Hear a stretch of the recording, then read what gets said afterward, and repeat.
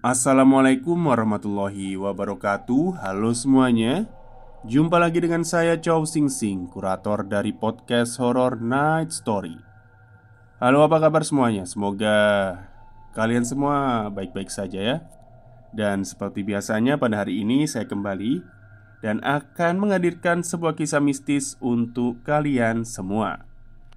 Kisah mistis kali ini saya datangkan dari treat horornya Mas Freddy Spare, yang menceritakan seorang pria yang memiliki ajian Rojo Ilat. Oke, daripada kita berlama-lama, mari kita simak ceritanya. 1999. Aku sama seperti remaja lainnya yang tumbuh di tahun itu. Remaja desa, tak punya pekerjaan tetap, uang apalagi. Tapi ini bukan tentang ceritaku. Ini cerita salah satu orang kaya di kampungku. Aku memanggilnya Pak Kuri. Saat itu, Pak Kuri masih berusia 40 tahunan. Masih gagah dia. Pak Kuri punya usaha toko sembako. Tak banyak di desaku yang punya toko sembako. Hanya ada 3 orang: Bu Hajima, Pak Mustain, dan Pak Kuri. Sisanya hanya warung-warung kecil yang hanya menjual permen atau silet tatra. Tak menarik pokoknya, terutama untuk remaja sepertiku. Aku sebenarnya bukan pencuri, tapi kondisi ekonomi saat itu membuat pekerjaan makin sulit dicari. Aku, Pian, Nurrohim, dan Ubin, sekelompok remaja lulusan SD yang tak jelas pekerjaannya. Mau tak mau harus nyolong kalau mau pegang uang. Toh, Bu Haji beli timbangan baru loh, kata Ubin kepadaku selepas mandi sore di sungai. Wah, cocok iki. Ayo, kapan beraksi? Aku menyaut sambil memasang kaos. Sore itu, aku beraksi mengambil timbangan di toko Bu Haji. Ubin pura-pura membeli rokok. Nurrohim dan Pian berbagi tugas pura-pura untuk membeli sandal jepit. Mereka bertanya-tanya warna dan ukuran yang tidak ada di toko Bu Haji. Aku, yang wajahnya paling polos, bertugas untuk memindahkan besi timbangan ke gulungan sarung di perutku. Aksi itu berjalan singkat. Besok siangnya, aku dan 3 kawanku sudah bisa leyeh-leyeh di warung Yuknani sambil menikmati rokok. Besi timbangan laku 20.000. Ya, tak banyak memang. Tapi buat pengangguran seperti kami itu sudah lumayan. Bisa untuk beli bakso dan rokok. Toh, Nur, nanti malam ayo operasi di tokonya Pak Kuri yuk, ajak Pian sambil berbisik. Nurrohim yang sibuk memotong daging bakso langsung menoleh. Jangan, Yan, sungkan. Aku selama ini nggak begitu paham dengan karakter Pak Kuri. Orangnya tak banyak bicara. Sungkan gimana, Nur? Wong orangnya aja nggak tahu kalau kita operasi, sahut Ubin yang duduk di sampingku. Nggak tahu yo. Sepertinya aku sungkan. Aku nggak mau operasi di sana. Takut. Nurrohim menyauti lagi. Pian sepertinya bersikuku saat itu. Dia terus membujuk kami berempat sambil mengatakan jika di toko sembako Pak Kuri lebih longgar. Kita bisa mengambil kalkulator dan rokok bermerek yang diletakkan sembarangan. Nurrohim yang awalnya menolak akhirnya mau ikut dengan syarat dia tak mau jadi eksekutor. Dia ingin menjadi pengalih perhatian saja. Pian sepakat. Dia justru menawarkan diri untuk mengambil semuanya seorang diri. Setelah maghrib, kita berempat berangkat ke warung Pak Kuri. Setelah maghrib biasanya orang-orang desa akan berbelanja. Meskipun tak banyak, setidaknya pemilik warung tak hanya fokus ke kita. Pian yang memiliki niat membuatkan skenario, Nurrohim bertugas mengajak bicara Pak Kuri. Orang tua Nurrohim adalah pembuat gula aren.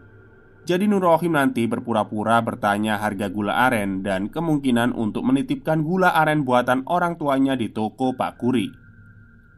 Sedangkan aku dan Ubin kebagian tugas untuk menemani Nur Rohim saja. Tapi posisi berdiri kita berdua harus tepat fungsinya untuk menutupi kegiatan Pian yang akan melancarkan aksinya. Akhirnya kegiatan pencurian kecil-kecilan itu kita lakukan dan sukses. Entah kenapa Pak Kuri tiba-tiba masuk ke dalam rumah saat tokonya sedang ramai. Jadi tak perlu berakting, kita bisa langsung membawa pulang kalkulator dan 2 bungkus rokok. Nur Rohim, Pian, dan Ubin langsung berlari cepat ke arah gang yang gelap begitu berhasil membawa barang curian. Tapi aku memilih berjalan pelan saja agar tidak mencurigakan. Ketika tengah berjalan, tak sengaja aku menoleh ke arah warung Pak Kuri dari jauh. Aku melihat Pak Kuri sudah berada di dalam tokonya lagi. Dia seperti memandang tajam ke arahku. Aku pun akhirnya berlari menyusul teman-temanku. Esok harinya, kejadian aneh mulai muncul. Pian tak datang di warung Bu Yani.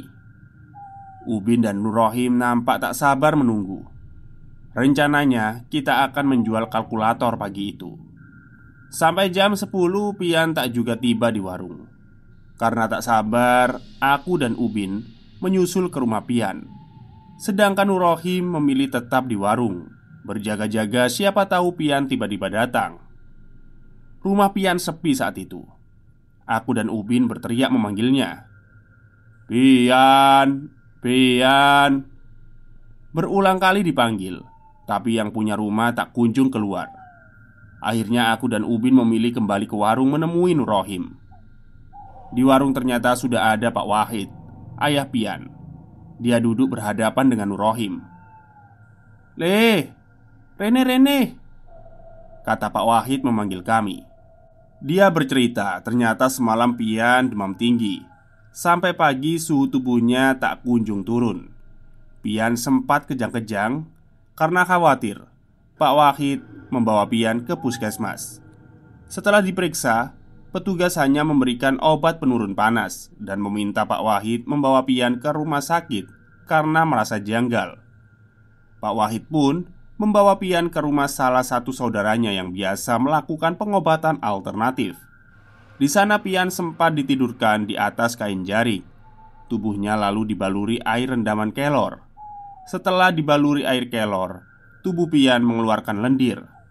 Kata saudara Pak Wahid, Pian terkena semacam tanduran, yakni sejenis ajian yang melindungi barang-barang milik seseorang, sehingga membuat orang yang mengambil barang itu sakit parah. "Pian, jopo opo tole?" tanya Pak Wahid kepadaku. Aku sempat ragu antara menjawab atau tidak. Kutolehkan wajahku kepada Nur Rohim dan Ubin. Mereka berdua mengangguk, seolah mengizinkan aku untuk bercerita. Akhirnya aku pun buka mulut. Kuceritakan semuanya. Toko mana yang sempat kami curi, sampai akhirnya mengambil barang di toko Pak Kuri. "Walah, goblok. Wes, mari kene barange jupuken nang omah. Sopo sing tanggung jawab terno nang Mas Kuri?" Ekspresi Pak Wahid langsung berubah. Aku tak berani membantah, apalagi Ubin dan Nur Rohim yang terlihat menunduk. Akhirnya siang itu juga aku dan Ubin memberanikan diri untuk mengantarkan 2 bungkus rokok dan kalkulator ke warung Pak Kuri. Nur Rohim tidak berani. Dia takut orang tuanya tahu kelakuannya. Alasan Nur Rohim sebenarnya tidak bisa diterima. Dia beralasan takut membuat orang tuanya malu. Padahal orang tuanya sudah memberinya nama Nur Rohim, yang dalam bahasa Arab cahaya penyayang. Tapi dia malah jadi pencuri. Aku mau marah sebenarnya, tapi menurutku lebih penting memikirkan Pian daripada urusan lainnya. Ubin sempat saling dorong denganku di depan warung Pak Kuri. Kita sama-sama takut bertemu dengan Pak Kuri. Tapi di luar dugaan, Pak Kuri yang melihat kami seolah sudah tahu. "Wes, wes, taruh aja di atas meja," kata Pak Kuri. Tanpa basa-basi, Ubin langsung meletakkan barang-barang curian di atas etalase. Kami nyaris mau langsung berlari, tapi Pak Kuri meminta kami menunggu dulu. Aku dan Ubin saling toleh, bertanya-tanya apa yang akan terjadi. Dia masuk ke dalam rumah, lalu keluar membawa sebotol air putih. "Leh, iki kasih ke temanmu. Langsung diminum sebelum maghrib yo," kata Pak Kuri sambil menyodorkan botol itu. Aku mengambilnya lalu buru-buru pamit pulang. Botol itu kemudian kuserahkan pada Pak Wahid. Pak Wahid langsung meluncur ke rumah saudaranya dan meminumkannya kepada Pian. Seminggu kemudian, aku, Ubin, Nur Rohim, dan Pian kembali berkumpul seperti sedia kala. Pian sudah sehat, tapi dia masih ketakutan ketika melihat toko Pak Kuri.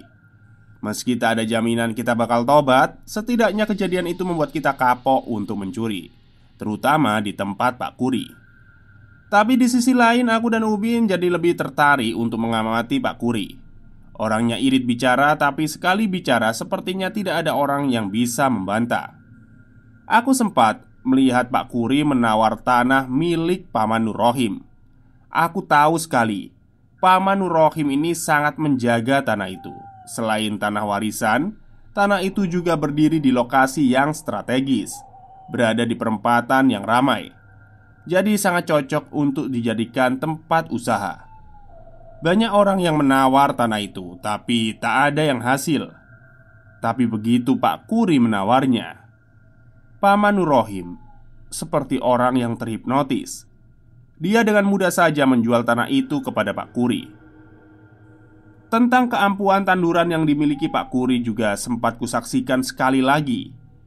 Ada pemuda dari desa sebelah, Aji namanya. Waktu itu masih umum istilah preman. Dan Aji salah satu preman yang sering mencuri juga di warung-warung.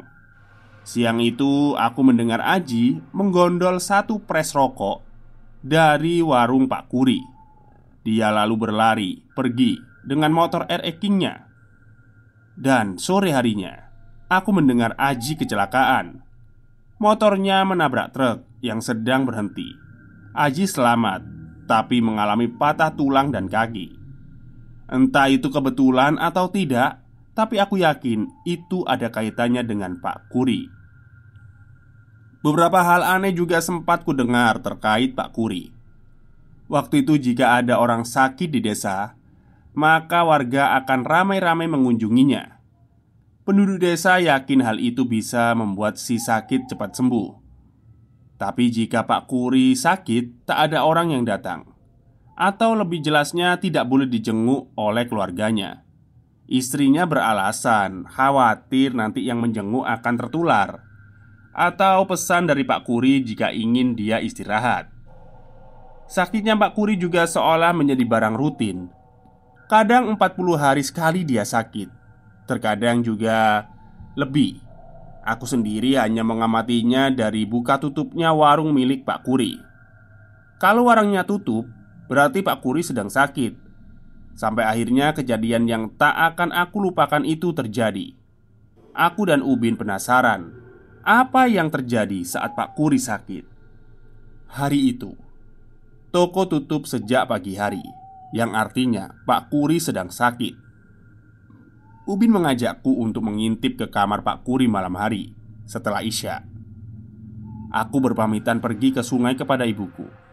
Kala itu masih jarang orang yang punya jamban di desaku. Aku menemui Ubin di dekat musola yang berada 2 rumah di belakang rumah Pak Kuri. Ubin lalu mengendap-endap melewati gang sempit antara rumah yang mengarah ke tempat Pak Kuri. Gang sempit itu sedikit becek dan gelap. Karena sejak siang turun hujan lebat, beruntung masih ada bias cahaya lampu tetangga yang menyinari gang samar-samar itu. Setelah berjalan berjinjit, aku dan Ubin sampai di belakang kamar Pak Kuri. Ada lubang angin sebesar 10 cm lah di atas dinding. Karena jarak antara rumah Pak Kuri dan rumah di belakangnya hanya setengah meter, Aku dan Ubin bisa memanjat dinding dengan cara menempelkan punggung, lalu menggerakkan kaki untuk mendorongnya ke atas. Jadi perlahan dengan punggung tubuh kami berdua merayap ke atas. Waduh, lampunya dimatikan toh, bisik Ubin ke telingaku. Mata kami berdua memang tidak bisa menangkap apapun dari dalam kamar. Kondisinya gelap gulita. Ubin sampai menempelkan wajahnya ke lubang angin, tapi tidak terlihat apapun.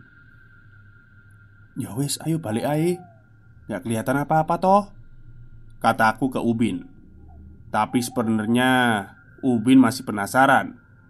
Dia memintaku menunggu sebentar lagi. Aku tak punya pilihan lain. Meski takut, aku juga penasaran dengan apa yang terjadi sebenarnya. Di tengah tubuh yang masih menancap di dinding, aku dan Ubin mendengar suara nafas orang. Terdengar berat sekali. Jantungku berdetak cepat, khawatir ada yang mengetahui apa yang sedang kami lakukan. "Sopo? Sopo iku?" Aku berbisik ke Ubin. Dia menggeleng, lalu menempelkan telinganya ke lubang angin. Ubin lalu mengangguk sambil mengisyaratkan dengan jarinya. "Shh, diam." Suara nafas berat itu terdengar lagi. Kali ini lebih kencang. Aku benar-benar takut waktu itu. Suara nafasnya terus terdengar berat, seperti sakaratul maut. Kali ini jelas sekali terdengar dari kamar itu. Aku sempat berpikir Pak Kuri menderita asma atau sesak nafas. Sampai kemudian terdengar suara lonceng dari dalam kamar. Suaranya keras, sepertinya berasal dari lonceng yang digunakan sapi. Alunan suara lonceng itu sepertinya digunakan untuk memanggil seseorang. Karena tak lama kemudian ada suara langkah kaki tergesa-gesa menuju kamar. Langkah itu berhenti lalu membuka pintu kamar dari jendela. Aku melihat seorang wanita masuk ke dalam kamar, lalu menyalakan lampu. Lampu pun menyala. Di waktu yang bersamaan, aku yang berbagi lubang angin dengan Ubin melirik ke arah ranjang yang ada di pojok ruangan. Aku melihat Pak Kuri duduk di atas ranjang, bertelanjang dada dan hanya mengenakan sarung. Mataku kemudian melihat dengan jelas wajah Pak Kuri. Matanya melotot merah, dengan rambut acak-acakan. Aku dan Ubin spontan berteriak ketakutan karena lidah Pak Kuri terjulur memanjang. Lidahnya menutupi dagu dan menjulur ke bawah sampai dekat dengkulnya. Lidah itu tak hanya menjulur, tapi bisa bergerak naik turun. Ubin langsung merosot. Kuikuti dari belakangnya. Tak peduli Pak Kuri atau istrinya mendengarkan teriakan kami atau tidak. Sialnya, jalur lari kami salah arah. Ubin justru lari ke arah halaman rumah Pak Kuri. Begitu sampai di ujung gang, Mas Rudi, anak kedua Pak Kuri, menghadang. Tangannya memegangi belati, yang akhirnya membuat nyali Ubin dan aku ciut. Kita berdua lalu dibawa ke dalam. Keringatku masih mengalir dingin. Istri Pak Kuri menghampiri kami. Sudah terbesit pikiran jika kita berdua tidak akan selamat. Tapi ternyata perkiraanku meleset. Istri Pak Kuri membawakan 2 kresek merah besar. Isinya gula, minyak, beras, dan belasan bungkus rokok. "Le, jangan cerita siapa-siapa ya. Kasihan pamanmu. Ini dibawa ya." Bu Kuri memaksa kami untuk membawa 2 kresek merah itu. Kaku berpikir, bisa selamat saja sudah cukup bagus. Apalagi jika ditambahi dengan 2 kresek sogokan ini. Singkat cerita, aku dan Ubin pulang dalam kondisi ketakutan. Sampai seminggu lamanya isi 2 kresek itu tak pernah kusentuh. Khawatir terkena santet atau tulah. Pak Kuri beraktivitas seperti biasanya setelah sembuh dari penyakit anehnya itu. Dan setiap bertemu denganku, dia nampak lebih ramah. Sebaliknya aku merasa ketakutan. Sampai hari ini Pak Kuri masih hidup, sedangkan istrinya sudah dipanggil dulu oleh Yang Maha Kuasa. Dan lagi-lagi tak ada yang tahu sakit apa yang diderita istrinya. Kehidupan Pak Kuri tak sekaya dulunya, tapi masih cukup berada untuk ukuran orang desa. Suatu hari aku sempat bertanya pada Pak Wahid tentang Pak Kuri. Aku juga sempat menceritakan apa yang kulihat malam itu. Pak Wahid tak berani bercerita banyak karena ternyata Pak Kuri masih saudara sepupunya Pak Wahid. Pak Wahid hanya bercerita jika Pak Kuri ini memiliki kesaktian Raja Ilat yang membuatnya bisa membuat siapapun yang berbicara dengannya bisa menuruti keinginannya. Tak heran jika kemudian bisnis Pak Kuri sempat berkembang pesat waktu itu. Selesai. Oke. Jadi mungkin orang ini mempraktekkan sebuah ritual ya untuk lidahnya sendiri. Jadi nanti orang yang diajak ngomong itu seakan-akan itu tunduk nurut sama dia. Dan segala ucapannya itu bisa terjadi. Bisa aja yang nyolong-nyolong rokoknya atau nyolong berasnya itu didoakan jelek atau diucapin jelek, akhirnya kecelakaan atau apa. Ya, sebenarnya di dalam agama juga ada ya ilmu kayak gitu. Dan gak ada efek sampingnya seperti tadi. Mungkin yang dipraktekkan sama Pak Kuri ini ilmu hitam ya. Jadi ada efek sampingnya, yaitu tadi sakit. Baik, mungkin itu saja cerita untuk hari ini. Semoga kalian semua suka. Wassalamualaikum warahmatullahi wabarakatuh.